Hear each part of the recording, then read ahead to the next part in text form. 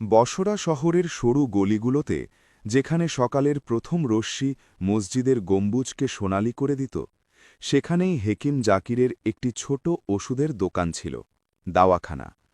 দোকানটি ছোট ছিল, কিন্তু এর সুনাম দূর দূরান্ত পর্যন্ত ছড়িয়েছিল। মানুষ বলতো যে হেকিম জাকির শুধু ওষুধ নয়, দোয়াও দেন। ওনার হাতে বরকত আছে, আর ওনার জবানে সত্য। হেকিম জাকিরের বয়স ছিল ৬০-এর কাছাকাছি। সাদা দাড়ি, চোখে নূর এবং চেহারায় সেই প্রশান্তি যা শুধু আল্লাহর জিকির থেকেই মেলে। ওনার পোশাক ছিল সাদামাটা, সাদা কুর্তা আর পাগড়ি, যার ওপর ধুলো আর সময়ের আস্তরণ জমেছিল।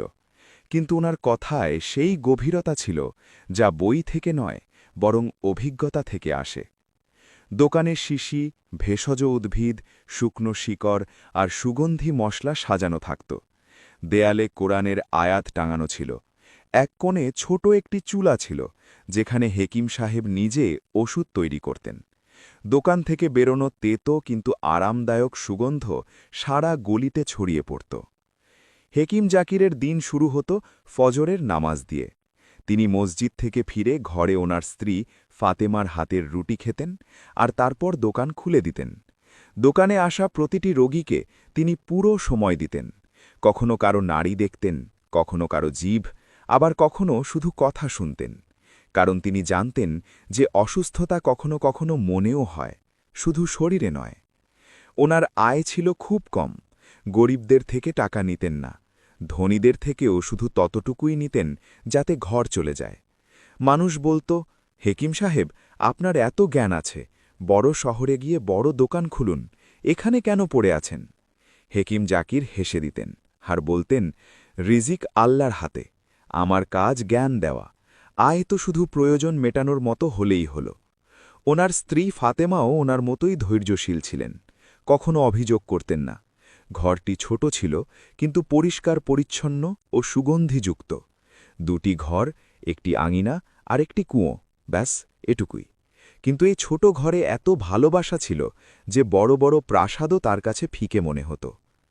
হেকিম জাকিরের ছেলে আহম্মদ ছিল ওনার একমাত্র সন্তান। বয়স বছর ২৫, জোয়ান, শক্তিশালী ও চটপটে। সকাল থেকে সন্ধে পর্যন্ত বাবার সাথে দোকানে কাজ করত।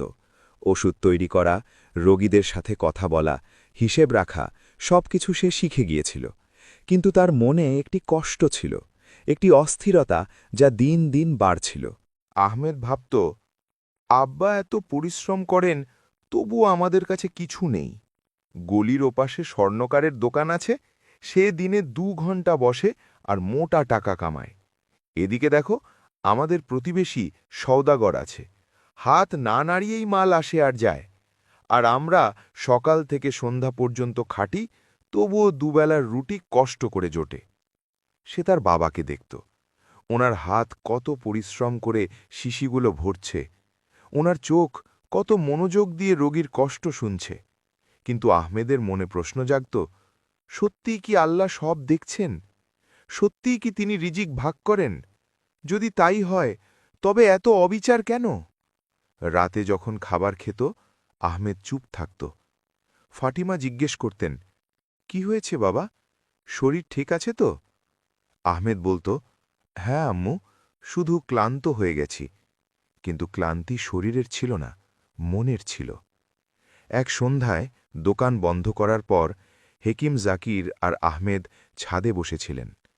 আকাশে তারা জ্বলজ্বল করছিল, ঠান্ডা হাওয়া বইছিল। বসরা শহর ধীরে ধীরে ঘুমাচ্ছিল।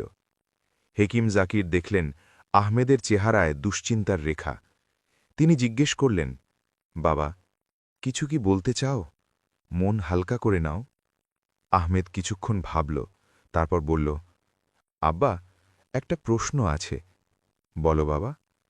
আপনি বলেন যে রিজিক আল্লাহর হাতে, কিন্তু আমি দেখি বেঈমান লোকগুলো ধনী, ধোঁকাবাজদের কাছে সব কিছু আছে, আর আমরা ইমানদার তাও অভাবে দিন কাটাচ্ছে। এটা কেমন বিচার? হেকিম জাকির দীর্ঘশ্বাস নিলেন। তিনি আহমেদের দিকে তাকালেন। ওনার চোখে ভালোবাসা ছিল, কিন্তু চেহারায় কাঠিন্যও ছিল। আহমেদ, তিনি বললেন, তোমার প্রশ্ন ভুল নয়। প্রতিটি যুবকের মনে এই প্রশ্ন জাগে, কিন্তু উত্তর বোঝার জন্য তোমাকে তোমার নজর বদলাতে হবে। কিভাবে আব্বা? হেকিম জাকির আকাশের দিকে ইশারা করলেন। দেখো, ওই তারাগুলো, প্রতিটি তারার জায়গা নির্ধারিত, প্রতিটি তারা নিজের গতিতে চলে, কেউ দ্রুত, কেউ ধীর, কিন্তু সবার নিয়ম এক, আল্লাহর নিয়ম। তেমনি প্রতিটি মানুষের রিজিক নির্ধারিত, কিন্তু তা কখন মিলবে, কিভাবে মিলবে, তা আল্লাহর ইচ্ছা। আহমেদ মাথা নাড়ল, কিন্তু মন থেকে মানছে বলে মনে হল না। হেকিম জাকির আরও বললেন, বাবা, দুনিয়ায় 3টি জিনিস আছে: পরিশ্রম, কপাল আর ইবাদত। পরিশ্রম আমাদের দায়িত্ব, কপাল আল্লাহর তাকদীর, আর ইবাদত আমাদের মাধ্যম। কিন্তু আব্বা, আহমেদ বলল, যদি পরিশ্রম আমি করি তবে লাভও আমার পাওয়া উচিত না? কপালের কি ভূমিকা? হেকিম সাহেব হাসলেন। বাবা, তুমি পরিশ্রমের বীজ বোনো, কিন্তু বৃষ্টি আল্লাহর ইচ্ছায় আসে, অর্থাৎ কপাল থেকে। আর ফসল তুমি পাও ইবাদত ও ধৈর্যের কারণে। এই 3টি মিলেই কাজ করে। আহমেদ চুপ রইল। তার মনে তখনও সন্দেহ ছিল। হেকিম জাকির তার কাঁধে হাত রাখলেন। বাবা, একটা কথা সবসময় মনে রেখো, রিজিক মানে শুধু টাকা নয়, স্বাস্থ্যও রিজিক, সম্মানও রিজিক, প্রশান্তিও রিজিক। আমাদের কাছে টাকা কম আছে, কিন্তু দেখো, আমরা সুস্থ, সম্মানিত এবং রাতে শান্তিতে ঘুমাই। ওই সওদাগর যার কাছে মালের স্তূপ আছে, সে সারা রাত চুরির ভয়ে জেগে থাকে। এবার বলো, কার রিজিক বেশি? আহমেদ ভাবল, কিন্তু মনে শান্তি পেল না। সেই রাতে আহমেদ বিছানায় শুয়ে ভাবছিল, আব্বা ঠিকই বলেন, কিন্তু হয়তো তিনি বৃদ্ধ হয়ে গেছেন। ওনার যুগের বিচার নেই। আজকের যুগ পরিশ্রমের, বুদ্ধির। আল্লাহ মানুষকে বুদ্ধি দিয়েছেন, ব্যবহার করো। বসে শুধু দোয়া করলে কিছু হয় না। আমি আমার পরিশ্রম দিয়ে আমার কপাল বদলে দিতে পারি। আর সেই রাতে আহমেদের মনে একটি বীজ পড়ে গেল, লোভের বীজ, সন্দেহের বীজ। সে ভাবতে লাগল যে আল্লাহ হয়তো আছেন, হয়তো নেই। রিজিক হয়তো নির্ধারিত, হয়তো নয়, কিন্তু পরিশ্রম অবশ্যই কাজে আসে। শুধু এটার ওপরই ভরসা করা উচিত। সে জানত না যে এই ভাবনা তাকে কোথায় নিয়ে যাবে। সে জানত না যে আল্লাহ তাকে এমন এক পরীক্ষায় ফেলতে চলেছেন যা তার পুরো জীবন বদলে দেবে। পরদিন সকালে হেকিম জাকির দোকান খুললেন তো দেখলেন যে শিশিতে রাখা কিছু বিশেষ ভেষজ ওষুধ শেষ হয়ে আসছে। এগুলো সেই ওষুধ যা দূরের পাহাড় থেকে আসত, জ্বর, কাশি আর পেটের রোগের জন্য। তিনি আহমেদকে ডাকলেন, বাবা, আমাদের নতুন মাল আনাতে হবে, কুফা শহরে যেতে হবে। কুফা বসরা থেকে 3 দিনের পথ, মরুভূমি, পাহাড়, জঙ্গল, বিপজ্জনক রাস্তা, ডাকাতদের ভয়। আহমেদ জিজ্ঞেস করল, আব্বা, আপনি কি যাবেন? হেকিম জাকির মাথা নাড়লেন, না বাবা, এখন আর আমার সেই বয়স নেই, এবার তুমি যাবে। আহমেদের মনে এক অদ্ভুত আনন্দ হল। অবশেষে সে নিজের যোগ্যতা দেখাতে পারবে। সে প্রমাণ করতে পারবে যে শুধু তার পরিশ্রমে সব কিছু হতে পারে। ঠিক আছে আব্বা, আমি চলে যাব। হেকিম জাকির তাকে জড়িয়ে ধরলেন। বাবা, আল্লাহ তোমার সাথে থাকুন। পথে নামাজ ছেড়ো না। আর মনে রেখো, রিজিক তোমার সাথে চলবে, পথ যেমনই হোক না কেন। আহমেদ মাথা নাড়ল, কিন্তু মনে মনে ভাবল, আব্বা শুধু কথাই বলেন, আমার নিজের শক্তির উপর ভরসা আছে।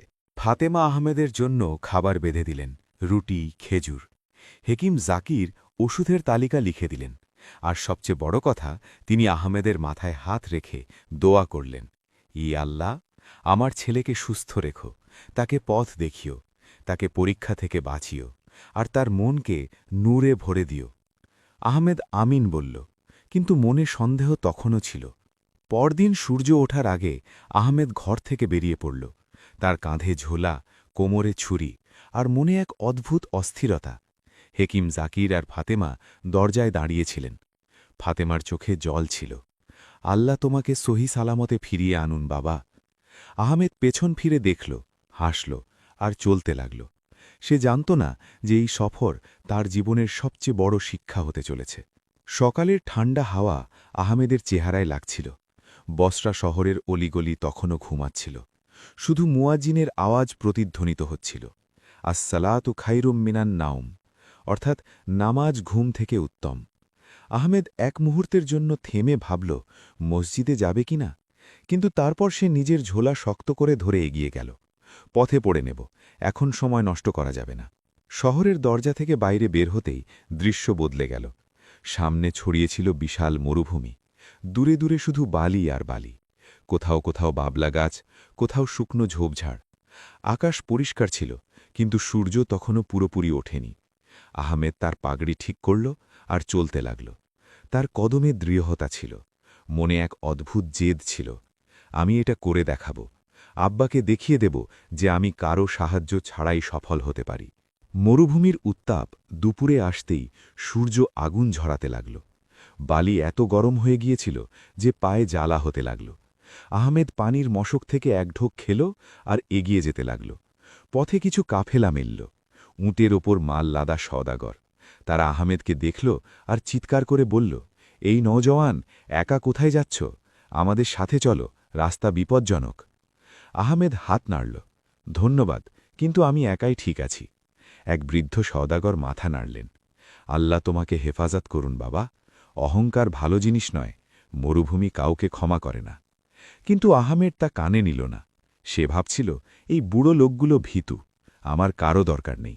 দ্বিতীয় দিন সকালে আহমেদের অবস্থা খারাপ হতে লাগল। সারা রাত সে একটা পাথরের পেছনে শুয়েছিল।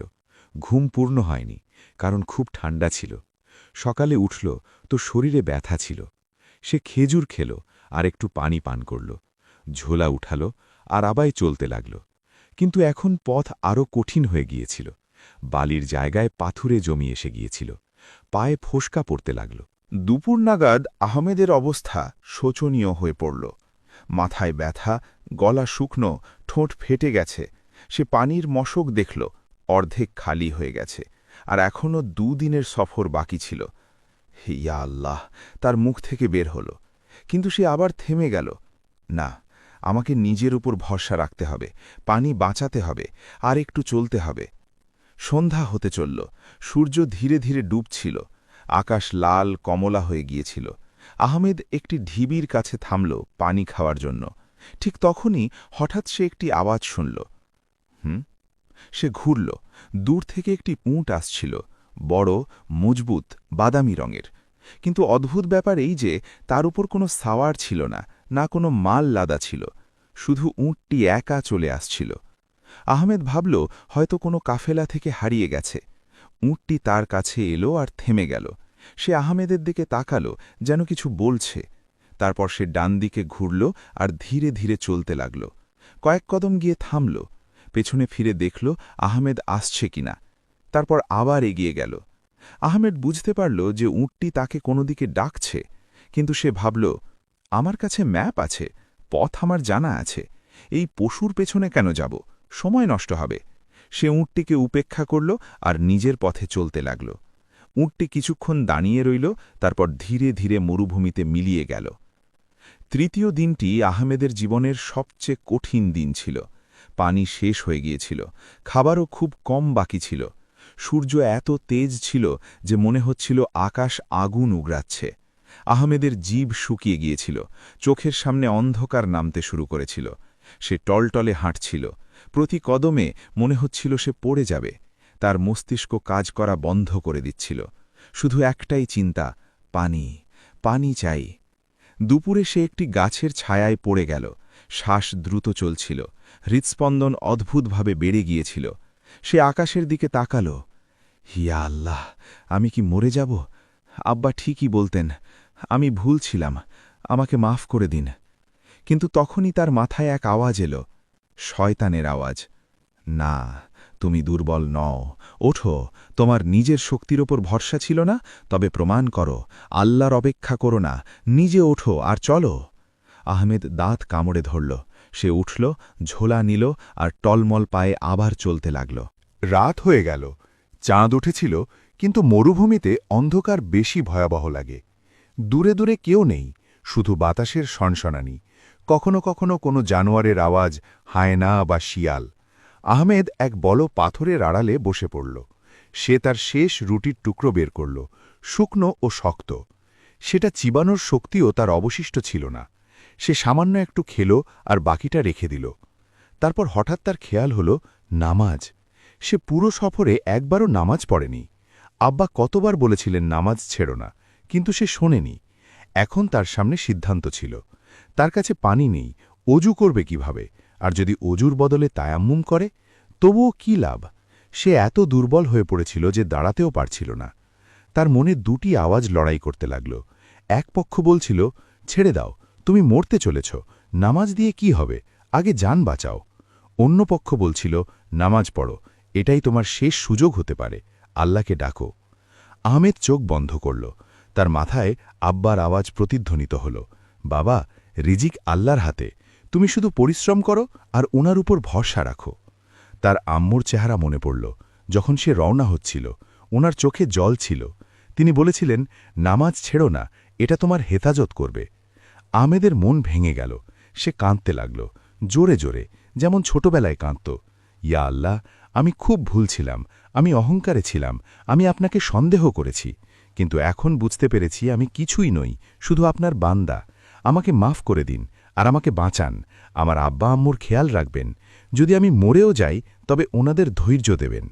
সে উঠল, টলটলে করে বালি দিয়ে তায়াম্মুম করল, তারপর কোনোভাবে দাঁড়িয়ে নামাজ শুরু করল। আল্লাহু আকবার। প্রতিটি রুকু, প্রতিটি সেজদা কঠিন ছিল, শরীর দিচ্ছিল না, কিন্তু মনে এত শান্তি ছিল যা আগে কখনো পায়নি। নামাজ শেষ করে সে আবার পড়ে গেল। সে হাত তুলল আর দোয়া চাইল, ইয়া আল্লাহ, আপনি যদি চান তবে আমাকে বাঁচান, আর যদি না বাঁচাতে চান তবে আমাকে মাফ করে দিন, কিন্তু আমার আব্বা আম্মুর খেয়াল রাখবেন। ওনাদের দোয়া আমার সাথে আছে, আর এখন আমার দোয়াও আপনার হাওয়ালায়। সে সেখানেই বালিতে শুয়ে পড়ল, চোখ বন্ধ হয়ে গেল। মনে এক অদ্ভুত প্রশান্তি ছিল, যেন কেউ বুক থেকে পাথর নামিয়ে দিয়েছে। সকালের প্রথম আলো যখন আহমেদের চেহারায় পড়ল, সে চোখ খুলল। সে জীবিত ছিল, কিন্তু খুব দুর্বল। সে মাথা তোলার চেষ্টা করল। ঠিক তখনই সে এক আওয়াজ শুনতে পেল, সে চমকে উঠল। সামনে সেই উটটিই দাঁড়িয়েছিল, সেই বাদামি রঙের মজবুত উটটি, কিন্তু এবার তার গলায় কিছু একটা বাঁধা ছিল। আহমেদ চোখ কচলাল, মন দিয়ে দেখল, উটের গলায় একটি পুটলি বাঁধা ছিল, কাপড়ের পুটলি।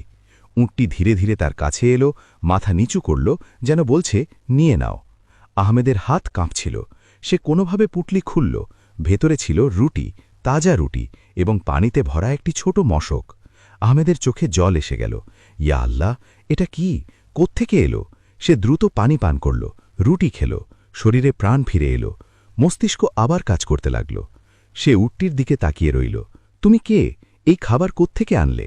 উটটি কিছুই বলল না, শুধু দাঁড়িয়ে রইল। তারপর ধীরে ধীরে ঘুরে চলতে লাগল। এবার আহমেদ সিদ্ধান্ত নিল, আমি এর পেছনে যাব, হয়তো এ আমাকে কোনো জায়গায় নিয়ে যাচ্ছে। আহমেদ উঠল, ঝোলা নিল আর উটের পেছনে চলতে লাগল। উটটি ধীরে ধীরে চলছিল, কখনো থেমে যেত, পেছনে ফিরে দেখত আহমেদ আসছে কিনা, তারপর আবার এগিয়ে যেত। কয়েক ঘন্টা পর পথ বদলে গেল। এখন মরুভূমি শেষ হয়ে পাহাড় শুরু হয়ে গিয়েছিল। দূরে কিছু সবুজে ঘেরা জায়গা দেখা যাচ্ছিল। আহমেদের মনে আশা জাগল, হয়তো কোনো জনবসতি আছে। উটটি একটি সরু পথ দিয়ে ওপরে উঠতে লাগল, আহমেদও পেছনে পেছনে। অবশেষে সূর্য ডোবার আগে তারা একটি জায়গায় পৌঁছল। সেখানে একটি নির্জন ঘর ছিল, মাটির তৈরি ছোট ঘর, ছাদে খড়কুটো, ছোট একটি আঙিনা, আর আঙিনায় এক বৃদ্ধা মহিলা বসেছিলেন, বয়স ৭০-এর কাছাকাছি। উটটি ঘরের সামনে থামল। বৃদ্ধা মহিলা দেখলেন, ওনার চোখ বড় হয়ে গেল। সুবহানাল্লাহ, আমার উট ফিরে এসেছে, আর সাথে একজন মুসাফির। আহমেদ সালাম দিল, আসসালামু আলাইকুম বিবিজি। বৃদ্ধা মহিলা জবাব দিলেন, ওয়ালাইকুম আসসালাম বাবা, তুমি কে, কোত্থেকে এলে? আমার নাম আহমেদ, আমি বসরা থেকে এসেছি, পথ হারিয়ে ফেলেছিলাম, আর এই উট আমাকে এখানে পৌঁছে দিয়েছে। বৃদ্ধা মহিলা হাসলেন, এখন ভেতরে এসো বাবা, তোমাকে খুব ক্লান্ত দেখাচ্ছে, পানি খাও, আরাম করো। আহমেদ ভেতরে গেল। ঘরটি খুব সাধারণ ছিল, কিন্তু পরিপাটি। এক কোণে চুলা, অন্য কোণে বিছানা, দেয়ালে কোরআনের আয়াত লেখা। বৃদ্ধা মহিলা তাকে পানি দিলেন, তারপর খাবার দিলেন, রুটি, ডাল, সামান্য আচার। আহমেদ খেল। তারপর সে জিজ্ঞেস করল, বিবিজি, এই উট কি আপনার? হ্যাঁ বাবা, আমার নাম হাজেরা, আমি এখানে একা থাকি, আমার স্বামী আর সন্তান এই দুনিয়ায় নেই, শুধু এই উটটিই আমার সঙ্গী। কিন্তু ওনার গলায় ওই পুটলি, খাবার আর পানি, সেটা কিভাবে? হাজেরা বিবি হাসলেন, ওনার চোখে এক নূর ছিল। বাবা, হাজেরা বিবি বললেন, গতকাল আমি একটি স্বপ্ন দেখলাম। স্বপ্নে আমাকে বলা হল, হাজেরা, কাল সকালে একজন মুসাফির পথ হারিয়ে আসবে, তার খাবার চাই, তুমি সদকা তৈরি করো, আর তোমার উটের গলায় বেঁধে দাও। আল্লাহ তাকে সঠিক জায়গায় পৌঁছে দেবেন। আহমেদ অবাক হয়ে গেল। তাই সকালে আমি রুটি বানালাম, পানি ভরলাম আর উটের গলায় বেঁধে দিলাম, তাকে ছেড়ে দিলাম। আমি দুয়া করলাম, ইয়া আল্লাহ, যারই প্রয়োজন তার কাছে পৌঁছে দিন। আহমেদের গায়ের লোম খাড়া হয়ে গেল। আর দেখো, হাজেরা বিবি বললেন, আল্লাহ আমার উটকে তোমার কাছে পৌঁছে দিলেন আর তোমাকে আমার ঘরে নিয়ে এলেন। আহমেদ কিছুই বলতে পারল না, শুধু চোখের জল পড়তে লাগল।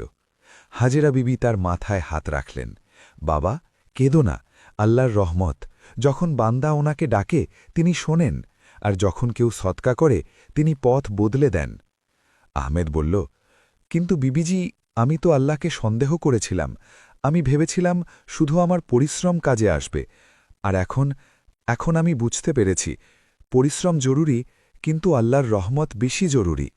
যদি আমি পরিশ্রম করে এখানে না আসতাম তবে এই উঁট পেতাম না, আর যদি আপনি সদকা না দিতেন তবে খাবার পেতাম না। দুই মিলেই আল্লাহ আমাকে বাঁচালেন। হাজেরা বিবি হাসলেন। সাব্বাস বাবা, এখন তুমি বুঝতে পেরেছ। সেই রাতে আহমেদ সঠিকভাবে অজু করল, নামাজ পড়ল, দীর্ঘ দোয়া চাইল। ইয়া আল্লাহ, আপনি আমাকে মাফ করেছেন, আপনি আমাকে বাঁচিয়েছেন, আমি আপনার শুকরিয়া আদায় করছি। এখন আমি আপনার পথে চলব, আমি আব্বার কথা মানব আর সব সময় আপনার উপর ভরসা রাখব। হাজেরা বিবিও নামাজ পড়ছিলেন। দুজনের দোয়া আকাশের দিকে উঠছিল। পরদিন সকালে আহমেদ হাজেরা বিবির কাছে বিদায় চাইল। বিবিজি, আমাকে এখন যেতে হবে, আমাকে কুফা পৌঁছতে হবে। যাও বাবা, আল্লাহ তোমার সাথে থাকুন। আর হ্যাঁ, এই উট তোমার সাথে যাবে, তোমাকে নিরাপদে পৌঁছে দেবে। কিন্তু বিবিজি, আপনার উট? বাবা, আল্লাহ একে তোমার জন্যই পাঠিয়েছেন, নিয়ে যাও, এটা আমার সদকা।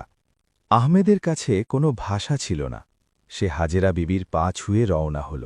উটের উপর সওয়ার হয়ে আহমেদ এগিয়ে গেল। এখন পথ সহজ মনে হচ্ছিল। উটটি জানত কোথায় যেতে হবে। সে ধীরে ধীরে কিন্তু মজবুতভাবে চলতে লাগল। আহমেদের মনে এখন আর সন্দেহ ছিল না। সে শান্ত ছিল। প্রতিটি কদমে সে ভাবছিল, সুবহান আল্লাহ, কত বড় রহমত। আমি মরতে বসেছিলাম, কিন্তু তিনি বাঁচিয়ে নিলেন। পথে যখনই নামাজের সময় হতো, আহমেদ উঠ থেকে নামত, তায়াম্মুম করত আর নামাজ পড়ত। এখন নামাজে সেই প্রশান্তি ছিল যা আগে কখনো মেলেনি। দুদিন পর সন্ধ্যায় কুফা শহর নজরে এল। বড় শহর কুফা, উঁচু উঁচু দরজা, ভিড়ভাট্টাপূর্ণ গলি, বাজারে রৌনক, সব দিকে দোকান, মশলা আর কাপড়ের, ভেষজ ওষুধের। আহমেদ শহরে ঢুকেই একটি ছোট মসজিদের বাইরে উঁট বাঁধল আর ভেতনে গেল। মাগরিবের নামাজ পড়ল। তারপর বাইরে বের হয়ে তার আব্বার দেওয়া তালিকা বের করল। আত্মার খায়ের দোকান, ভেষজ ওষুধের ভাণ্ডার। আহমেদ পথ জিজ্ঞেস করে পৌঁছে গেল। দোকানটি বড় ছিল। ভেতরে সব ধরনের ভেষজ উদ্ভিদ, শুকনো শিকড়, সুগন্ধি তেল আর মশলা সাজানো ছিল। এক বৃদ্ধ লোক কাউন্টারে বসেছিলেন। সাদা দাড়ি, সবুজ পাগড়ি আর চেহারায় দয়ার ছাপ। আসসালামু আলাইকুম, আহমেদ বলল। ওয়ালাইকুম আসসালাম বাবা, এসো বসো, কি চাই? আহমেদ তালিকাটি দেখাল। আমার আব্বা হেকিম জাকির, বসরা থেকে এসেছি, তিনি বলেছেন আপনার থেকে এই ওষুধগুলো নিতে। আত্মার খাঁ তালিকাটি দেখলেন আর হেসে দিলেন। হেকিম জাকির, আরে বাহ, কত বছর হয়ে গেল ওনার সাথে দেখা হয়নি। কেমন আছেন তিনি? আল্লাহর রহমতে ভালো আছেন। আর তুমি ওনার ছেলে না? জি, আমার নাম আহমেদ। আত্মার খাঁ উঠে দাঁড়ালেন আর আহমেদকে খুঁটিয়ে দেখলেন। বাবা, তোমার চেহারা বলছে যে তুমি খুব বড় কিছু দেখেছ। পথে কি হয়েছিল? আহমেদ চুপ থাকল। তারপর ধীরে ধীরে বলল, আত্মার সাহেব, আপনার যদি অবসর থাকে তবে আমি আমার গল্প শোনাই। অবশ্যই বাবা, বসো। আহমেদ শুরু থেকে শেষ পর্যন্ত সব কিছু শোনাল। কিভাবে সে তার আব্বার কথায় সন্দেহ করেছিল, কিভাবে সে অহংকারে একা বেরিয়ে পড়েছিল, কিভাবে মরুভূমিতে মৃত্যুর কাছে পৌঁছে গিয়েছিল, কিভাবে সে অবশেষে আল্লাহকে ডাকল, আর কিভাবে একটি উট তাকে সৎকার সাথে উদ্ধার করল। আত্মার খাঁ শুনতে থাকলেন। ওনার চোখে জল এসে গেল। যখন আহমেদ গল্প শেষ করল, আত্মার খাঁ তার কাঁধে হাত রাখলেন। বাবা, তিনি বললেন, তুমি জানো এই গল্প কেন আমার মনে এত গভীরভাবে লেগেছে? কেন? কারণ আমিও আমার জীবনে এমন এক ঘটনা দেখেছি। আমিও একসময় আল্লাহ থেকে দূরে সরে গিয়েছিলাম। আমিও ভাবতাম শুধু আমার বুদ্ধি আর পরিশ্রম কাজে আসবে, কিন্তু যখন বিপদ এলো আল্লাহ আমাকেও বাঁচালেন। আর সেদিন থেকে আমি সিদ্ধান্ত নিলাম প্রতি মাসে কোনো মুসাফিরের জন্য সৎকা দেব। আহমেদের চোখ বড় হয়ে গেল। সুবহান আল্লাহ। আত্মার খা বললেন, বাবা, আল্লাহর পথ বড় অদ্ভুত। তিনি আমাদের পরীক্ষায় ফেলেন যাতে আমরা ওনাকে চিনতে পারি, আর যখন আমরা ওনাকে ডাকি তিনি এমন পথ খুলে দেন যা আমরা ভাবতেও পারি না। আত্মার খা ওষুধের সরঞ্জাম তৈরি করলেন।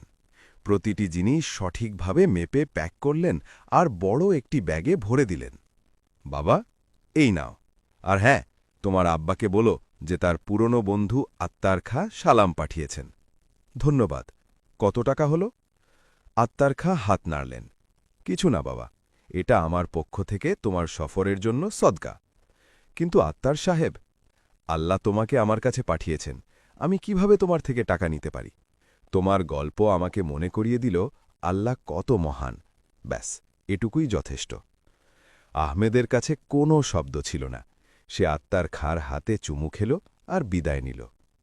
পরদিন সকালে আহমেদ উঁটের ওপর মাল লাদল আর বসরার দিকে রওনা হল। এখন ফেরার পথ ছিল সম্পূর্ণ আলাদা। মনে প্রশান্তি ছিল। প্রতিটি নামাজ সঠিক সময়ে পড়ত, প্রতিটি কদমে আল্লাহর শুকরিয়া আদায় করত। পথে সে আবার হাজেরা বিবির ঘরের দিকে গেল। ওনার সাথে দেখা করতে চেয়েছিল। যখন সেখানে পৌঁছল, দেখল হাজেরা বিবি আঙিনায় বসে কুরআন পড়ছেন। তিনি আহমেদকে দেখলেন আর হাসলেন। এলে বাবা, সহি সালামতে ফিরেছ? বিবিজি, আপনার দোয়ায় আল্লাহ সফর সহজ করে দিয়েছেন। এই নিন, আপনার জন্য কিছু খেজুর আর মিষ্টি এনেছি। হাজেরা বিবির চোখ ভিজে এলো। বাবা, তোমার সুস্থতাই আমার কাছে সবচেয়ে বড় মিষ্টি। আল্লাহ তোমাকে সব সময় সুখী রাখুন। আহমেদ সেখানে এক রাত থাকল। হাজেরা বিবি তাকে অনেক কথা বললেন, কিভাবে ওনার স্বামীও একজন নেক মানুষ ছিলেন, কিভাবে তারা সব সময় সদকা দিতেন, কিভাবে আল্লাহ ওনাদের সব সময় আগলে রাখতেন। বাবা, হাজেরা বিবি বললেন, সদকা মানে শুধু টাকা নয়, সময় দেওয়াও সদকা, কাউকে সাহায্য করাও সদকা, এমনকি হাসি মুখে কথা বলাও সদকা। যখন তুমি কোনো ভালো কাজ করো, আল্লাহ তোমার পথে বরকত দিয়ে দেন। আহমেদ মনে মনে এই কথাটি গেঁথে নিল। 4 দিন পর আহমেদ বসরা পৌঁছাল। শহরের দরজা দিয়ে ঢোকার সাথে সাথেই সে নিজের গলি দেখতে পেল। বুক ধরফর করতে লাগল।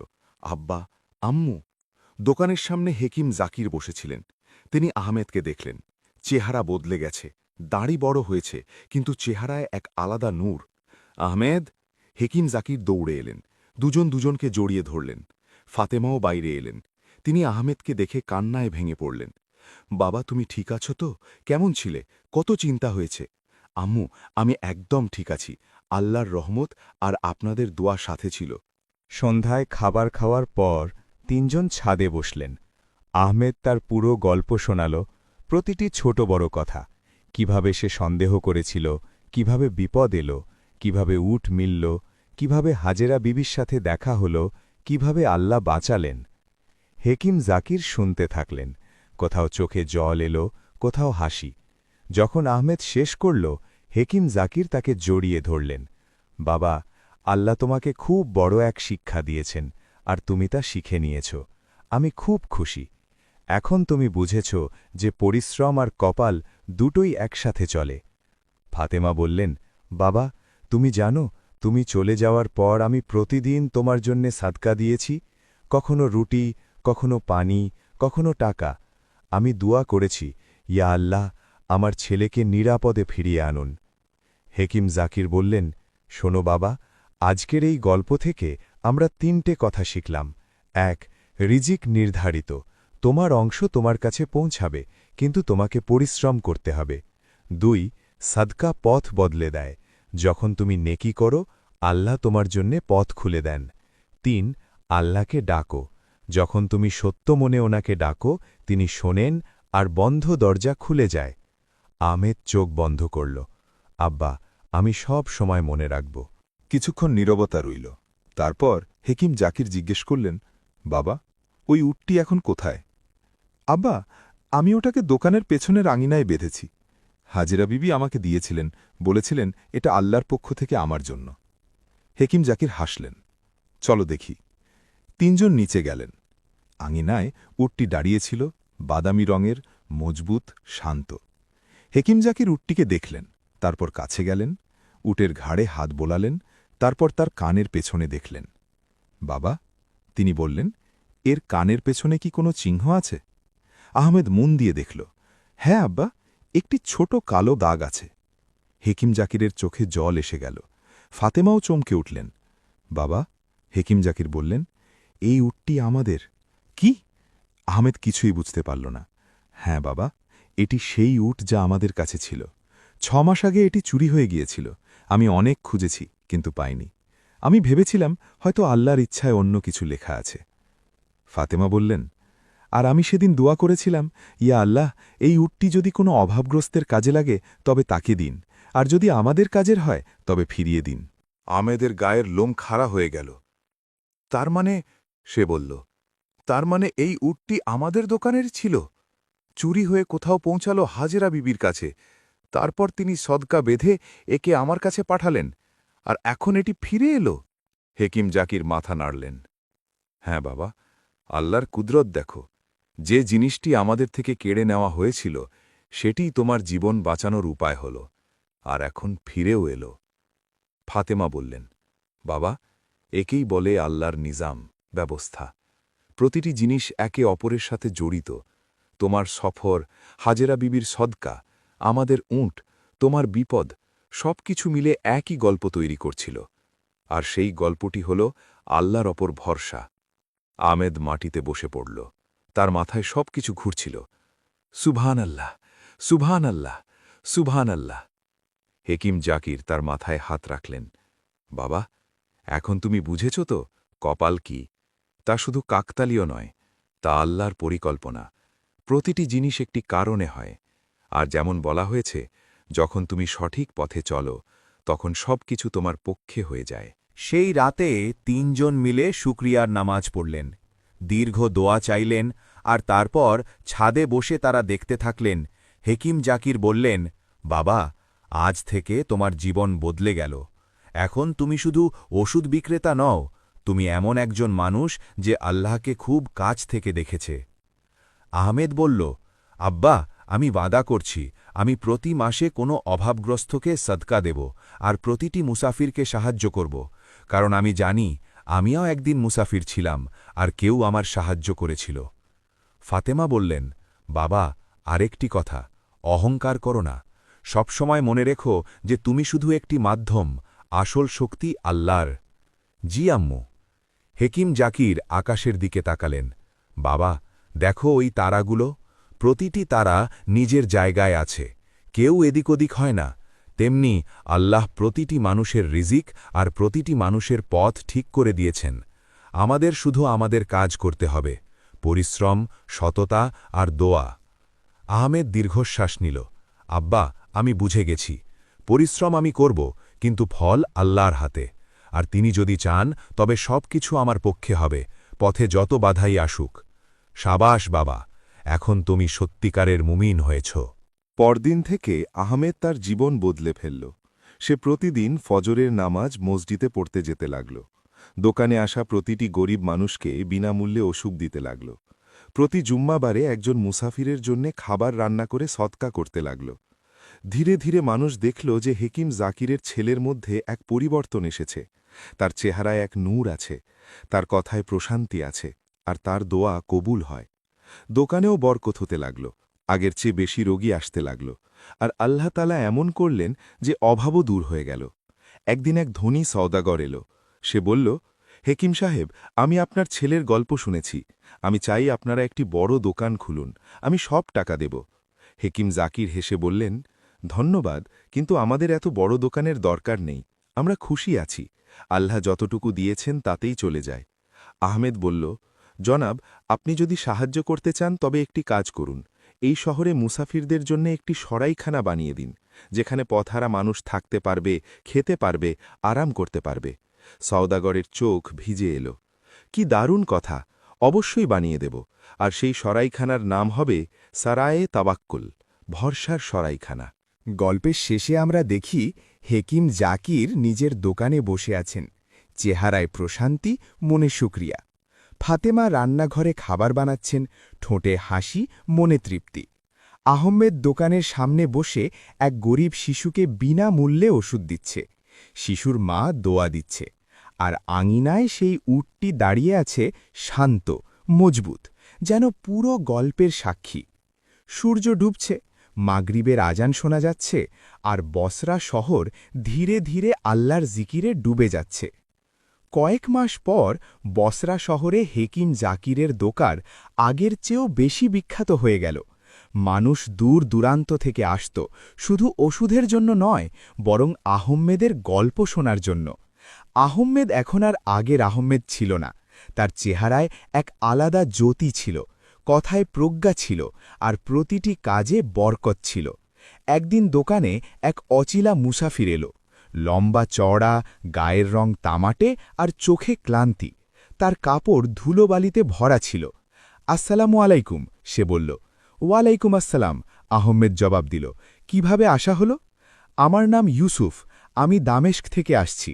পথে শুনলাম এখানে একজন হেকিম আছেন যিনি খুব নেক মানুষ। আমার একটি ওষুধ লাগবে, আমার স্ত্রী খুব অসুস্থ। আহম্মেদ ওষুধ দিল।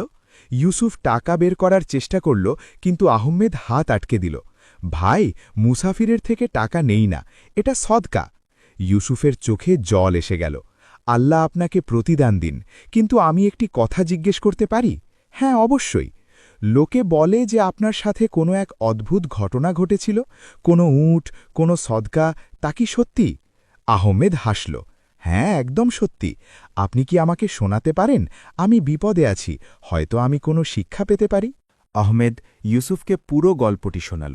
কিভাবে সে অহংকারে ছিল, কিভাবে আল্লাহ তাকে পরীক্ষায় ফেললেন, কিভাবে উঁট তাকে বাঁচাল, আর শেষে কিভাবে জানা গেল যে উঁটটি তাদেরই ছিল। ইউসুফ শুনতে থাকল। তার চেহারায় বিস্ময়ের ছাপ ছিল। যখন গল্প শেষ হল, ইউসুফ বলল, সুবহান আল্লাহ, এটি তো অনেক বড় অলৌকিক ঘটনা, কিন্তু আমি একটি কথা বুঝতে পারছি না। কি ভাই? হাজেরা বিবি কিভাবে জানলেন যে আপনি বিপদে আছেন? তিনি স্বপ্নে দেখেছিলেন না? আহমেদ মাথা নাড়ল। হ্যাঁ, তিনি স্বপ্নে দেখেছিলেন, আর আল্লাহ তাকে জানিয়ে দিয়েছিলেন, এটি আল্লাহর রহমত। ইউসুফ চুপ রইল। তারপর সে বলল, আমি ওনার সাথে দেখা করতে চাই, আপনি কি আমাকে পথ বলতে পারেন? আহমেদ ভাবল, ভাই, পথ কঠিন, কিন্তু যদি আপনি মন থেকে যেতে চান তবে অবশ্যই যান। শুধু একটি কথা মনে রাখবেন, আল্লাহর ওপর ভরসা রাখবেন। ইউসুফ ওষুধ নিল, ধন্যবাদ দিল আর চলে গেল। সেই রাতে আহমেদ ঘুমাতে পারল না। তার মনে এক অদ্ভুত অস্থিরতা ছিল। সে ভাবছিল, হাজেরা বিবি কেমন আছেন? ওনার সাথে দেখা হয়েছে কত মাস হয়ে গেল। আমার ওনার সাথে দেখা করা উচিত। পরদিন সকালে সে তার আব্বাকে বলল, আব্বা, আমি কিছুদিনের জন্য যেতে চাই। কোথায় বাবা? হাজেরা বিবির সাথে দেখা করতে। তিনি একা আছেন, হয়তো ওনার কোনো সাহায্যের প্রয়োজন হতে পারে। হেকিম জাকির হাসলেন। যাও বাবা, ভালো কাজ কখনো বৃথা যায় না। আর হ্যাঁ, ওনার জন্য কিছু ওষুধ আর খাবার নিয়ে যেও। ফাতেমাও খাবার বেঁধে দিলেন। রুটি, উন্নতমানের খেজুর, মিষ্টি। আহমেদ উঁট সাজাল আর রওনা হল। 3 দিনের সফরের পর আহমেদ হাজেরা বিবির ঘরে পৌঁছাল। কিন্তু যে দৃশ্য সে দেখল তাতে তার মন কেঁপে উঠল। ঘরের অবস্থা খারাপ হয়ে গিয়েছিল। ছাদের এক অংশ ভাঙা ছিল, আঙিনায় জংলি ঘাস জন্মেছিল, আর হাজেরা বিবি, তিনি বিছানায় শুয়েছিলেন, খুব দুর্বল। বিবিজি, আহমেদ দৌড়ে ভেতরে গেল। আপনি ঠিক আছেন? হাজেরা বিবি ধীরে ধীরে চোখ খুললেন। তিনি আহমেদকে দেখলেন আর হাসলেন, খুব ক্ষীণ হাসি। আহমেদ বাবা, তুমি এসেছ? আল্লাহর শুক্রিয়া। বিবিজি, আপনার কি হয়েছে? আপনি এত দুর্বল কিভাবে হলেন? হাজেরা বিবি ধীরে ধীরে বললেন, বাবা, বয়সের ভার। জ্বর এসেছিল 2 সপ্তাহ আগে, তখন থেকে আর উঠতে পারিনি। খাবারও খুব কম খেয়েছি। কিন্তু চিন্তা করো না, আল্লাহ যা চান। আহমেদের মনে খুব কষ্ট হল। বিবিজি, আপনি কাউকে বলেননি কেন? আমাকে খবর পাঠাননি কেন? বাবা, তুমি কত দূরে, আর আমার কাছে তো কোনো মাধ্যমও ছিল না। কিন্তু আমি দোয়া করেছিলাম, ইয়া আল্লাহ, আপনি যদি চান তবে কাউকে পাঠান। আর দেখো, তুমি চলে এলে। আহমেদের চোখে জল এসে গেল। আহমেদ সাথে সাথে কাজ শুরু করল। প্রথমে এসে হাজেরা বিবিকে ওষুধ দিল জ্বর আর দুর্বলতার জন্য। তারপর ওনার জন্য হালকা খাবার বানালো, বার্লি, ঝোল, ধীরে ধীরে খাওয়ালো। এরপর সে ঘর পরিষ্কার করল, ছাদ মেরামত করল, আঙিনা পরিষ্কার করল, পানির ব্যবস্থা করল। 3 দিন পর্যন্ত সে সেখানেই থাকল। দিনরাত হাজেরা বিবির সেবা করল, ওনার জন্য খাবার বানালো, ওষুধ দিল, ওনার কথা শুনল। ধীরে ধীরে হাজেরা বিবির স্বাস্থ্যের উন্নতি হতে লাগল, চেহারায় রং ফিরে এলো। তিনি উঠে বসতে লাগলেন। 4র্থ দিন যখন তিনি সুস্থ হলেন, তখন তিনি আহমেদকে বললেন, বাবা, আল্লাহ তোমাকে অনেক প্রতিদান দিন, তুমি আমার প্রাণ বাঁচালে। বিবিজি, আপনি আমার প্রাণ বাঁচিয়েছিলেন, এটি তো শুধু তারই প্রতিদান। হাজেরা বিবি হাসলেন, বাবা, ভালো কাজের বদলা ভালো কাজই হয়। আল্লাহর নিজাম দেখো, আমি তোমার জন্য সদকা দিয়েছিলাম, আল্লাহ তোমাকে আমার জন্য পাঠিয়ে দিলেন। হাজেরা বিবি আর আহমেদ সেই সন্ধ্যাবেলা ছাদে বসেছিলেন। চাঁদ উঠেছিল, হাওয়া ছিল ঠান্ডা। আহমেদ বলল, বিবিজি, একটি কথা জিজ্ঞেস করি? হ্যাঁ, বলো বাবা। আপনি এখানে একা কিভাবে থাকেন? কোনো আত্মীয় নেই, কোনো প্রতিবেশী নেই? হাজেরা বিবি দীর্ঘশ্বাস নিলেন, তারপর বললেন, বাবা, আমার নিজের গল্পও অনেক লম্বা, তবে আজ তোমাকে শোনাই। এরপর তিনি নিজের কাহিনী শুরু করলেন। আমার স্বামীর নাম ছিল ইব্রাহিম, তিনি একজন সওদাগর ছিলেন, নেক ও সৎ। আমাদের একটি ছেলে ছিল হারুন, খুব মিষ্টি আর বুদ্ধিমান। যখন হারুনের বয়স 15 বছর ছিল, তখন আমার স্বামী সিদ্ধান্ত নিলেন যে তাকে ব্যবসা শেখানো উচিত। তাই তিনি তাকে নিয়ে দামেস্কে যাচ্ছিলেন, কিন্তু পথে ডাকাতরা আক্রমণ করল। আহমেদের বুক ধরভর করতে লাগল। আমার স্বামী মারা গেলেন, আর আমার ছেলে নিখোঁজ হয়ে গেল। আমি বছরের পর বছর অনেক খুঁজেছি, কিন্তু কোনো চিহ্ন পাইনি। হাজেরা বিবির কণ্ঠস্বর কেঁপে উঠল। আহমেদ ওনার হাত জড়িয়ে ধরল। ব্যাস, তারপর আমি এখানে চলে এলাম। এই নির্জন ঘরে আল্লাহর উপর ভরসা করে আমি প্রতিদিন দোয়া করেছি, ইয়া আল্লাহ, যদি আমার ছেলে বেঁচে থাকে তবে তাকে সহি সালামতে রাখুন, আর যদি না থাকে তবে আমাকে ধৈর্য দিন। আহমেদের চোখে জল এসে গেল। বিবিজি, এত বিপদের পরেও আপনি আল্লাহর উপর ভরসা কিভাবে রাখলেন? হাজেরা বিবি হেসে বললেন, বাবা, যখন সব কিছু কেড়ে নেওয়া হয় তখন শুধু আল্লাহই বাকি থাকেন, আর তিনিই যথেষ্ট। পরদিন সকালে আহমেদ বিদায় নেওয়ার প্রস্তুতি নিচ্ছিল। তখনই দূর থেকে কাউকে আসতে দেখা গেল। হাজেরা বিবি দেখলেন, কেউ? আহমেদ খুঁটিয়ে দেখল, মনে হয় কোনো মুসাফির। সেই ব্যক্তি কাছে এলো, লম্বা চওড়া, গায়ের রং তামাটে। আহমেদ চিনে ফেলল, এ তো ইউসুফ, সেই যে আমার দোকানে এসেছিল। ইউসুফ সালাম দিল, আসসালামু আলাইকুম আহমেদ ভাই, আপনি এখানে? ওয়ালাইকুম আসসালাম। হ্যাঁ, আমি হাজেরা বিবির সাথে দেখা করতে এসেছিলাম। তুমি? আমি ভাবলাম ওনার সাথে দেখা করে নি, আপনার গল্প শুনে মনে সায় দিল। হাজেরা বিবি ইউসুফকে দেখলেন, তারপর ওনারা খুব গভীরভাবে লক্ষ্য করলেন। ওনার চেহারা হঠাৎ বদলে গেল। তুমি তুমি কে? তিনি জিজ্ঞেস করলেন। ইউসুফ বলল, আমার নাম ইউসুফ, আমি দামেস্ক থেকে এসেছি। হাজেরা বিবি উঠলেন, ধীরে ধীরে ইউসুফের কাছে এলেন, ওনার চেহারা ভালো করে দেখলেন। তোমার কাঁধে কি কোনো চিহ্ন আছে?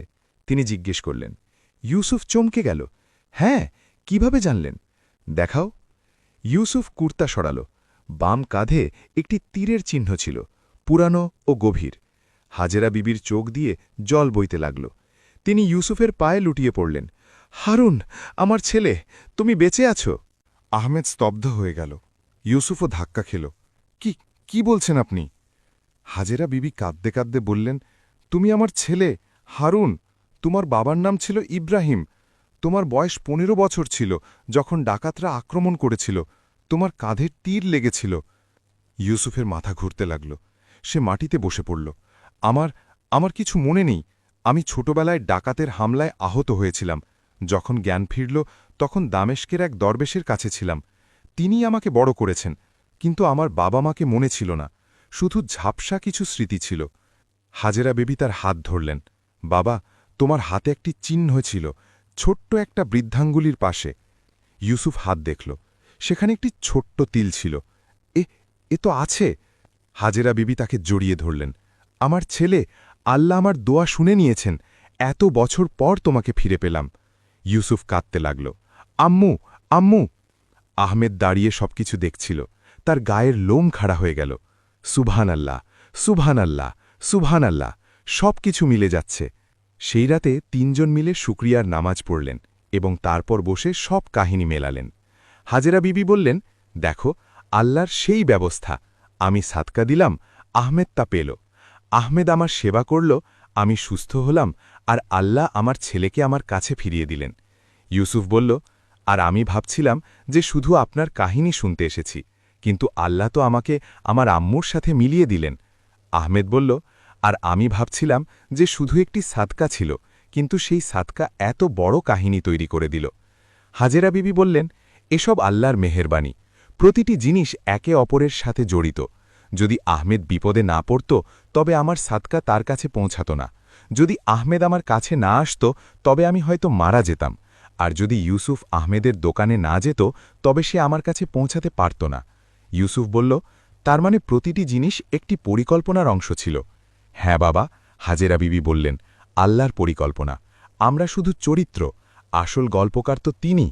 পরদিন ইউসুফ বলল, আম্মু, এখন আপনি আমার সাথে চলুন। দামেশকে আমার ঘর আছে, স্ত্রী আছে, সন্তান আছে। আপনার একা এখানে থাকা উচিত নয়। কিন্তু হাজেরা বিবি মাথা নাড়লেন। না বাবা, এই ঘর তোমার আব্বার স্মৃতিতে ভরা। আমি এখানেই থাকব। তবে তুমি দেখা করতে এসো। ইউসুফের চোখে জল এসে গেল। আম্মু, বাবা, আল্লাহ তোমাকে আমার সাথে মিলিয়ে দিয়েছেন, এটাই অনেক। এখন আমার মনে শান্তি আছে। আমি জানি যে তুমি বেঁচে আছো, সুস্থ আছো। ব্যাস, এটুকুই যথেষ্ট। আহমেদ বলল, বিবিজি, চিন্তা করবেন না। আমি প্রতি কয়েক মাস অন্তর আসব, আর আপনার যদি কিছু লাগে তবে খবর পাঠিয়ে দেবেন। হাজেরা বিবি দুজনকে জড়িয়ে ধরলেন। আমার ছেলেরা, আল্লাহ তোমাদের দুজনকে সবসময় অনেক সুখী রাখুন। রওনা হওয়ার আগে হাজেরা বিবি আহমেদ আর ইউসুফকে ডাকলেন। বাবারা, একটি কথা সব সময় মনে রেখো। কি বিবিজি? সদকা মানে শুধু টাকা নয়, সময় দেওয়াও সদকা, ভালোবাসা দেওয়াও সদকা, দোয়া দেওয়াও সদকা। যখন তুমি নেকির কোনো কাজ করো, হোক তা ছোট বা বড়, আল্লাহ তা কোথাও না কোথাও ফিরিয়ে দেন। হয়তো সাথে সাথে নয়, হয়তো বছর খানেক পর, কিন্তু ফিরিয়ে দেন নিশ্চয়ই। দুজন মাথা নিচু করলেন। হাজেরা বিবি আরও বললেন, আর দ্বিতীয় কথা, কখনো কোনো বিপদে ঘাবড়ে যেও না। প্রতিটি বিপদে আল্লাহর কোনো পরিকল্পনা লুকিয়ে থাকে। হয়তো তিনি তোমার পরীক্ষা নিচ্ছেন, হয়তো তোমাকে কোনো বড় নেকির দিকে নিয়ে যাচ্ছেন। আহমেদ বলল, বিবিজি, আপনি ঠিক বলছেন। যদি আমার উপর বিপদ না আসত, তবে আমি কখনো বুঝতাম না যে আল্লাহ কত কাছে। ইউসুফ বলল, আর আমি যদি আহমেদ ভাইকে না পেতাম, তবে আমি কখনো নিজের আম্মুর দেখা পেতাম না। হাজেরা বিবি হাসলেন। দেখলে তো আল্লাহর পথ কত বিচিত্র। প্রতিটি জিনিস একটি উদ্দেশ্যে ঘটে। 10 দিন পর আহমেদ বোসরা পৌঁছাল। এবার সে একা ছিল না, ইউসুফও তার সাথে ছিল। দুজনে সিদ্ধান্ত নিয়েছিল যে আগে বোসরা যাবে, হেকিম জাকিরের সাথে দেখা করবে। তারপর ইউসুফ তার স্ত্রীকে নিয়ে পুনরায় নিজের আম্মুর সাথে দেখা করতে যাবে। যখন দুজনে দোকানের সামনে পৌঁছাল, হেকিম জাকির রোগীদের ওষুধ দিচ্ছিলেন। তিনি আহমেদকে দেখলেন আর হাসলেন। হেলে বাবা, সফর কেমন হল? আব্বা, আহমেদ বলল, আপনাকে কিছু বলতে হবে, তবে আগে ওনার সাথে পরিচিত হন। ইনি ইউসুফ, দামেস্ক থেকে এসেছেন। ইউসুফ সালাম দিল। হেকিম জাকির হাসি মুখে জবাব দিলেন। সন্ধ্যায় যখন দোকান বন্ধ হল, তিনজন ঘরে গেলেন। ফাতেমা খাবার বানালেন, সবাই মিলে খেলেন। তারপর ছাদে বসলেন, সেই জায়গায় যেখানে আহমেদ প্রথমবার নিজের কাহিনী শুনিয়েছিল। আহমেদ শুরু করল। সে হেকিম জাকির আর ফাতেমাকে সব কিছু বলল। কিভাবে সে হাজেরা বিবির সাথে দেখা করতে গেল, কিভাবে ওনাকে অসুস্থ পেল, কিভাবে সেবা করল, কিভাবে ইউসুফ সেখানে এলো, আর সবচেয়ে বড় কথা, কিভাবে জানা গেল যে ইউসুফই হাজেরা বিবির হারিয়ে যাওয়া ছেলে। হেকিম জাকির আর ফাতেমা শুনতে থাকলেন। ওনাদের চেহারায় বিস্ময়ে, আনন্দ আর তাজ্জবের ভাব আসা যাওয়া করছিল। যখন কাহিনী শেষ হল, হেকিম জাকির দীর্ঘশ্বাস নিলেন। সুবহান আল্লাহ, সুবহান আল্লাহ, সুবহান আল্লাহ। ফাতেমার চোখে জল ছিল। এটি তো আল্লাহর অনেক বড় মেহেরবানি, কত অদ্ভুত ওনার ব্যবস্থা। ইউসুফ বলল, হেকিম সাহেব, সত্যি যদি আপনার ছেলে আমাকে নিজের কাহিনী না শোনাত, তবে আমি কখনো হাজেরা বিবির কাছে যেতাম না, আর আমি কখনো জানতে পারতাম না যে তিনি আমার আম্মু। হেকিম জাকির হেসে বললেন, বাবা ইউসুফ, এসব আল্লাহর পরিকল্পনা ছিল। প্রতিটি কদম আগে থেকেই নির্ধারিত ছিল। তোমার আহমেদের দোকানে আসা, আহমেদের হাজেরা বিবির কাছে যাওয়া, তোমার সেখানে পৌঁছনো, সব কিছু। হেকিম জাকিরের দিকে তাকালেন। বাবা, মনে আছে আমি তোমাকে 3টি কথা বলেছিলাম? হ্যাঁ আব্বা। প্রথম, রিজিক লেখা আছে, পৌঁছালে নিশ্চয়ই। দ্বিতীয়, সদকা পথ বদলে দেয়। তৃতীয়, আল্লাহকে ডাকো, বন্ধ দরজা খোলে। একদম ঠিক, হেকিম জাকির বললেন। আর এখন তুমি 3টিকেই জীবনে দেখে নিয়েছ। আহমেদ মাথা নিচু করল। হ্যাঁ আব্বা, আমার এখন পূর্ণ বিশ্বাস হয়েছে। হেকিম জাকির ইউসুফকে বললেন, বাবা, তোমার কাহিনীও এরই উদাহরণ। তোমার আম্মু বছরের পর বছর দোয়া করেছেন, তিনি সদকা দিয়েছেন, আর অবশেষে আল্লাহ তোমাকে ওনার কাছে পৌঁছে দিলেন। ইউসুফ বলল, হেকিম সাহেব, আমি একটি কথা বুঝতে পারিনি। কি বাবা? এত বছর লাগল, এত বিপদ এলো, যদি আল্লাহ চাইতেন তবে আগে থেকেই আমাকে আম্মুর সাথে মিলিয়ে দিতে পারতেন না? হেকিম জাকির হাসি মুখে বললেন, বাবা, আল্লাহর হেকমত আমরা বুঝতে পারি না, তবে একটি কথা নিশ্চিত, প্রতিটি দেরিতে কোনো না কোনো কল্যাণ থাকে। হয়তো আল্লাহ তোমাকে তৈরি করছিলেন, হয়তো তোমাকে জীবনের অভিজ্ঞতা দিতে চেয়েছিলেন, হয়তো তোমার আম্মুকে ধৈর্য শেখাতে চেয়েছিলেন। প্রতিটি জিনিসের একটি সময় থাকে। ফাতেমা, যিনি এতক্ষণ চুপ ছিলেন, হঠাৎ বললেন, আর একটি কথা আছে। সবার নজর ওনার দিকে গেল। কি আম্মু? আহমেদ জিজ্ঞেস করল। ফাতেমা দীর্ঘশ্বাস নিলেন। বাবা, যখন তুমি প্রথমবার সফরে গিয়েছিলে আর আমি জানতে পারলাম যে তুমি বিপদে পড়তে পারো, তখন আমি একটি মানত করেছিলাম। মানত? হ্যাঁ, আমি আল্লাহকে বলেছিলাম, ইয়া আল্লাহ, যদি আমার ছেলে নিরাপদে ফিরে আসে তবে আমি প্রতি মাসে একজন মুসাফিরের জন্য খাবার বানিয়ে সাদকা দেব, আর যদি কখনো সুযোগ পাই তবে কোনো অভাবগ্রস্তকে পূর্ণ সাহায্য করব। আহমেদ স্তম্ভিত হয়ে গেল। আম্মু, আপনি এটি কখনো বলেননি। বাবা, মানত আর সাদকা গোপন রাখা উচিত, তবে আজ তোমাকে বলছি যাতে তুমি বুঝতে পারো মায়ের দোয়া কতটা শক্তিশালী হয়। হেকিম জাকির ফাতেমার দিকে ভালোবেসে তাকালেন। আর তুমি তোমার মানত পূরণ করেছ? হ্যাঁ, ফাতেমা বললেন, প্রতি মাসে আমি খাবার বানাই আর কোনো মুসাফিরকে দিই, কখনো দোকানের সামনে দিয়ে যাওয়া কাউকে, কখনো মসজিদে আসা কাউকে। আহমেদের চোখে জল এসে গেল। আম্মু, আপনি? ফাতেমা তার মাথায় হাত রাখলেন। বাবা, মা তার সন্তানের জন্য সব কিছু করতে পারে, আর আল্লাহ মায়ের দোয়া নিশ্চয়ই শোনেন। হঠাৎ হেকিম জাকির উঠলেন। তিনি ভেতরে গেলেন আর একটি পুরনো সিন্দুক নিয়ে এলেন, কাঠের তৈরি। এটি কি আব্বা? আহমদ জিজ্ঞেস করল। বাবা, আজ তোমাকে একটি শেষ গোপন কথা বলতে হবে, এমন এক কথা যা পুরো কাহিনীকে আরও গভীর করে দেবে। সবাই মনোযোগ দিয়ে দেখল। হেকিম জাকির সিন্দুকটি খুললেন। ভেতরে কিছু পুরনো কাগজপত্র ছিল, কিছু চিঠি আর একটি ছোট্ট কাপড়ের টুকরো। তিনি কাপড়ের টুকরোটি বের করলেন। বাবা, এটি দেখো। আহমদ দেখল একটি পুরনো ছেঁড়া কাপড় যার ওপর কিছু চিহ্ন ছিল। এটি কি? হেকিম জাকির দীর্ঘশ্বাস নিলেন। বাবা, যখন আমি জোয়ান ছিলাম তখন আমিও একবার সফরে গিয়েছিলাম ব্যবসার জন্য। পথে ডাকাতরা আক্রমণ করল, আমি মারাত্মকভাবে আহত হলাম, আমার সব মালপত্র লুট হয়ে গেল, আমি মরতে বসেছিলাম। তখনই একজন ব্যক্তি এলেন, একজন সওদাগর। ওনার নাম ছিল ইব্রাহিম। ইউসুফের বুক জোরে ধরভর করতে লাগল। ইব্রাহিম? হেকিম জাকির মাথা নাড়লেন। হ্যাঁ, ইব্রাহিম আমাকে বাঁচিয়েছিলেন, নিজের ঘরে নিয়ে গিয়েছিলেন, মাসখানেক ধরে আমার সেবা করেছিলেন। যখন আমি সুস্থ হলাম তখন তিনি আমাকে টাকা দিলেন আর বললেন, ভাই, এটি তোমার ব্যবসার জন্য, ফেরত দিও না, শুধু যখন কখনো কোনো অভাবগ্রস্তকে দেখবে তখন তাকে সাহায্য করে দিও। আহমদের গায়ের লোম খাড়া হয়ে গেল। হেকিম জাকির আরও বললেন, ইব্রাহিম আমাকে এই কাপড়টি দিয়েছিলেন, ওনার পাগড়ির টুকরো।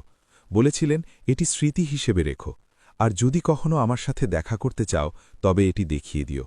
ইউসুফের হাত কাঁপছিল, সে সেই কাপড়টি নিল আর দেখল। ওটার ওপর একটি বিশেষ চিহ্ন ছিল, একটি তারা আর একটি চাঁদ। এ তো আমার আব্বার চিহ্ন, হাজেরা আম্মু বলেছিলেন। হেকিম জাকিরের চোখে জল এসে গেল। তাহলে তোমার আব্বাই সেই ইব্রাহিম ছিলেন, যিনি আমার প্রাণ বাঁচিয়েছিলেন। সবাই নিস্তব্ধ হয়ে গেল, সব কিছু মিলে যাচ্ছে। আহমেদ বলল, তার মানে আব্বা, আপনি আপনার পুরো জীবনে যে নেকি করেছেন, যে সাদকা দিয়েছেন, যে মুসাফিরদের সাহায্য করেছেন, সেসব ইউসুফের আব্বার উপকারের প্রতিদান ছিল। হেকিম জাকির মাথা নাড়লেন। হ্যাঁ বাবা, আমি প্রতিজ্ঞা করেছিলাম যে আমি ইব্রাহিমের উপকার কখনো ভুলব না। তাই আমি সব সময় মুসাফিরদের সাহায্য করেছি, সব সময় সাদকা দিয়েছি, সব সময় অভাবগ্রস্তদের পাশে দাঁড়িয়েছি। ইউসুফ কাঁদতে লাগল, আমার আব্বা আপনাকে বাঁচিয়েছেন, আর আজ আপনার ছেলে আমাকে আমার আম্মুর সাথে মিলিয়ে দিল। সুবহান আল্লাহ। ফাতেমা বললেন, এটিই হলো আল্লাহর ব্যবস্থা, যে নেকি তুমি করো। দেখো, ইব্রাহিম আমাকে বাঁচিয়েছিলেন। সংশোধন, জাকিরকে। আমি ওনার স্মৃতিতে মুসাফিরদের সাহায্য করলাম। আমার ছেলে হাজেরা বিবির সাদকা পেল, হাজেরা বিবিকে আমার ছেলে বাঁচাল, আর অবশেষে ইব্রাহিমের ছেলে ইউসুফকে আমি ফিরে পেলাম। আহমেদ বলল, তার মানে পুরো গল্পটি একটি বৃত্তের মতো, যেখানে শুরু হয়েছিল সেখানেই ফিরে এসেছে। একদম, হেকিম জাকির বললেন, একে বলে আল্লাহর মেহেরবানি, একে বলে নেকির সিলসিলা বা ধারা। ইউসুফ জিজ্ঞেস করল, কিন্তু হেকিম সাহেব, ওই উটটি যার কারণে এসব হল সেটি কোত্থেকে এলো?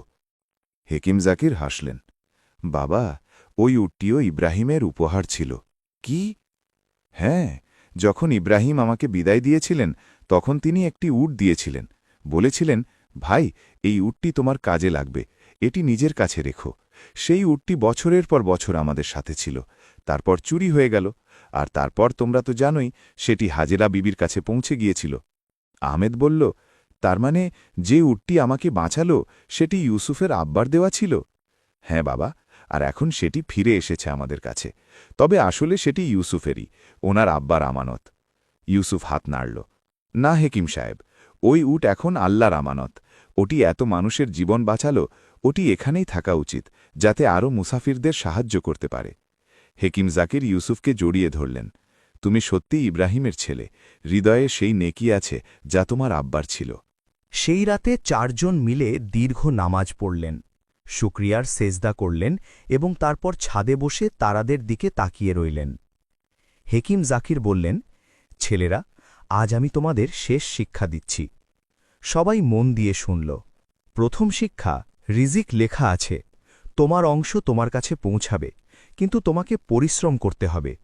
পরিশ্রম ছাড়া রিজিক মেলে না, তবে শুধু পরিশ্রমেও মেলে না, দুটোই চাই, পরিশ্রম আর তাওয়াক্কুল, ভরসা। দ্বিতীয় শিক্ষা, সাদকা পথ বদলে দেয়। যখন তুমি নেকি করো তখন আল্লাহ তোমার জন্য এমন পথ খুলে দেন যা তুমি কখনো ভাবনি। হাজেরা বিবির সাদকা, ফাতেমার মানত, ইব্রাহিমের নেকি, সবকিছু কোথাও না কোথাও ফিরে এসেছে। তৃতীয় শিক্ষা, আল্লাহকে ডাকো, বন্ধ দরজা খোলে। যখন তুমি সত্যিকারের মন নিয়ে দোয়া করো তখন আল্লাহ শোনেন, হয়তো সাথে সাথে জবাব দেন না, কিন্তু সঠিক সময়ে নিশ্চয়ই দেন। আহমদের দোয়া, হাজেরা বিবির দোয়া, ফাতেমার দোয়া সব কবুল হয়েছে। হেকিম জাকি এক মুহূর্ত থেমে বললেন, আর সবচেয়ে বড় শিক্ষা, আল্লাহর ব্যবস্থা নিখুঁত। প্রতিটি জিনিস একটি কারণে হয়, প্রতিটি বিপদে লুকিয়ে থাকে কোনো নেকি, প্রতিটি দেরিতে লুকিয়ে থাকে কোনো হেকমত। শুধু আমাদের ধৈর্য ধরতে হয় আর ভরসা রাখতে হয়। পরদিন ইউসুফ তার স্ত্রীকে সাথে নিয়ে হাজিরা বিবির কাছে যাওয়ার সিদ্ধান্ত নিল। হেকিম জাকির তাকে অনেক ঔষধ, খাবার আর টাকা দিলেন। বাবা, তোমার আম্মুর খেয়াল রেখো, আর হ্যাঁ, ওনাকে বলে দিও যে আমরা শীঘ্রই দেখা করতে আসব। ইউসুফ হেকিম জাকিরের পা ছুঁল, আপনি আমার জীবন বদলে দিয়েছেন, আপনি আর আহমেদ ভাই দুজনেই আমার জন্য আল্লাহর রহমত। আহমেদ তাকে জড়িয়ে ধরল, ভাই, আমরা সবাই এক, আল্লাহ আমাদের মিলিয়েছেন, এখন আমরা সবসময় সাথে থাকব। ইউসুফ রওনা হয়ে গেল। কয়েক মাস পর বসরায় এক বড় উৎসব হল। হেকিম জাকির, ফাতেমা, আহমেদ সবাই হাজেরা বিবি আর ইউসুফের পরিবারের সাথে দেখা করতে গেলেন। দুই পরিবার এক হয়ে গেল। সেদিন সবাই মিলে এক বড় সৎকা দিলেন। শহরের সব গরিবকে খাওয়ানো হল এবং একটি নতুন মসজিদের ভিত্তিপ্রস্তর স্থাপন করা হল, মসজিদে তাওয়াক্কুল, ভরসার মসজিদ। সেই মসজিদের দেয়ালে 3টি কথা লেখা হল সোনালি অক্ষরে। 1. রিজিক লেখা আছে, পরিশ্রম করো, ভরসা রাখো। 2. সদকা পথ বদলে দেয়, নেকি করো, আল্লাহ দেখছেন। 3. আল্লাহকে ডাকো, দরজা খোলে, বিপদ শেষ হয়। আর প্রতি জুম্মাবারে আহমেদ সেখানে বসে নিজের কাহিনী শোনাত। মানুষ দূর দূরান্ত থেকে আসত শুনতে, শিখতে আর নিজেদের জীবন বদলাতে। গল্পের একদম শেষে আমরা দেখি হেকিম জাকির নিজের দোকানে বসে আছেন। চুল এখন আরও সাদা হয়ে গেছে, কিন্তু চেহারায় সেই একই প্রশান্তি, একই নূর। ফাতেমা রান্নাঘরে খাবার বানাচ্ছেন, কোনো মুসাফিরের জন্য সাদকা। আহমেদ দোকানের বাইরে এক গরিব শিশুকে বিনামূল্যে ওষুধ দিচ্ছে, সাথে খেজুরের একটি প্যাকেটও। ইউসুফ নিজের আম্মু হাজেরা বিবির সাথে বসে আছে, দুজনে কুরআন পড়ছেন। আর আঙিনায় সেই উঁটটি দাঁড়িয়ে আছে, এখন বৃদ্ধ হয়ে গেছে কিন্তু এখনও মজবুত, যেন পুরো কাহিনীর সাক্ষী, যেন আল্লাহর নিদর্শন।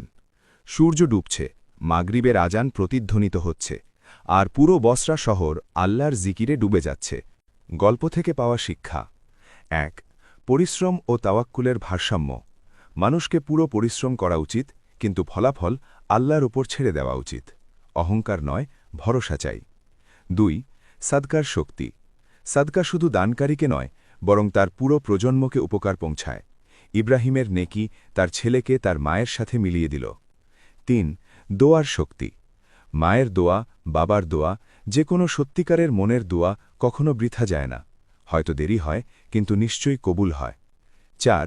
আল্লাহর ব্যবস্থা। প্রতিটি জিনিস জড়িত। কখনো আমরা দেখতে পাই না, কিন্তু আল্লাহ সবকিছু দেখছেন, আর সবকিছু ওনার নিয়ন্ত্রণে আছে। ৫. নেকির সিলসিলা। একটি নেকি অন্য নেকির জন্ম দেয়। ইব্রাহিমের নেকি জাকিরকে বাঁচালো, জাকিরের শিক্ষা আহমেদকে গড়ে তুলল, আহমেদ হাজেরা বিবিকে বাঁচালো, আর সবকিছু আবার মিলে গেল। আর আল্লাহ সবচেয়ে ভালো জানেন। সত্যিকারের কাহিনী তো প্রতিটি মানুষের নিজের জীবনে লেখা হচ্ছে, শুধু প্রয়োজন মন দিয়ে দেখার, বোঝার আর ভরসা রাখার। আলহামদুলিল্লাহ।